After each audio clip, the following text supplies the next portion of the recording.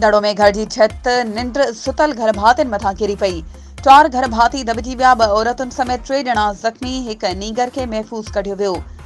खबर मूजिब महमूद वाह भरसा काठोड़ा पाड़े में बाबू इम्तियाज मेमण काठोड़ो के घर की छत ओचितो किरी पई। कमरे अंदर सुतल 4 घर भाती छत हेठां दबजी विया। रड़िन ते पाड़े वारन पहुची खेन मलबे मां ॿाहिरि कढियो। 2 औरतूं ऐं मासूम नीगर हयान मेमण काठोड़ो ज़ख़्मी थी पया, जॾहिं त हिक नीगर हन्नान मेमण काठोड़ो के महफूज़ हालत में ॿाहिरि कढियो वियो। घर भातिन मूजिब घर वारा कमरे में सुतल हुआ त ओचितो कमरे की छत सदन मथां किरी पई। घर खां ॿाहिरि निकितासीं त भाती मलबे हेठां दबियल हुआ। वधीक ख़बरुनि ऐं अपडेट्स जे लाइ असांजे चैनल खे सब्सक्राइब कयो ऐं हा, बेल आइकन खे प्रेस करणु न विसारिजो त जीअं असांजी हर नई अचण वारी वीडियो तव्हां ताईं पहुची।